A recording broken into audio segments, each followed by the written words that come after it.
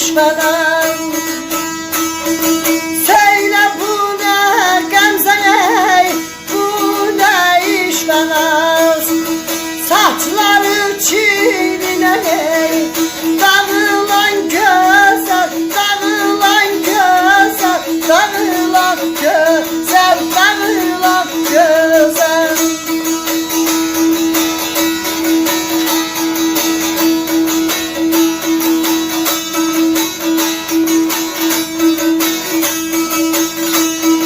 O mehful bakışın ey neden qəmlidir? O mehful bakışın ey neden qəmlidir? Saçları çiğnine ey, dağılan güzel, dağılan güzel, dağılan güzel, dağılan güzel.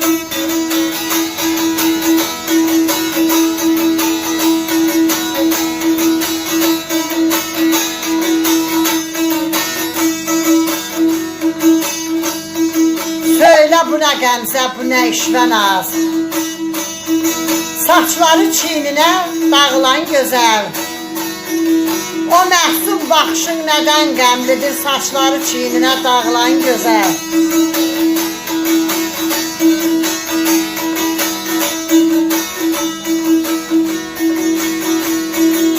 Qönçə dodaqlara yaraşmır ki ah. Qəlbinə toxunmaq günahdır günah. Bir xoş gülüşünə möhtacam valla. Saçları çiğnine, dağılan güzel.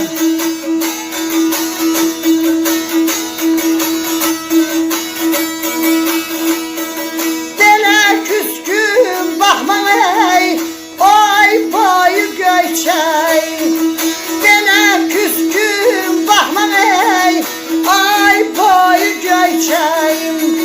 Sanki ay üstündə açıb gül çiçək, açıb gül çiçək, açıb gül çiçək, açıb gül çiçək.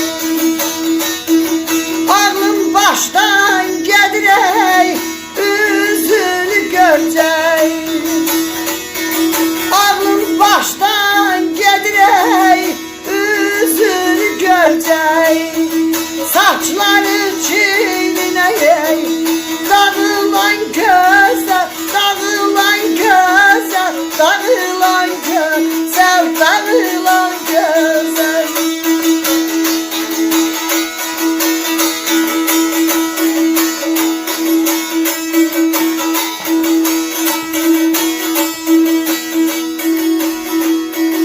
Belə küskün baxma ay boyu göyçək. Sanki ay üzündə açıb gül çiçək.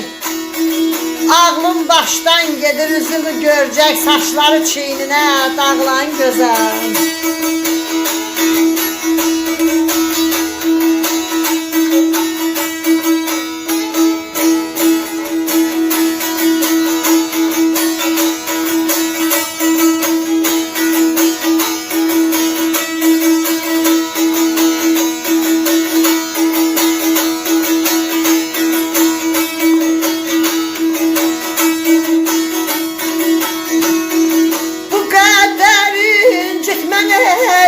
Sen gel Ruslanım, bu kadar incitme ey.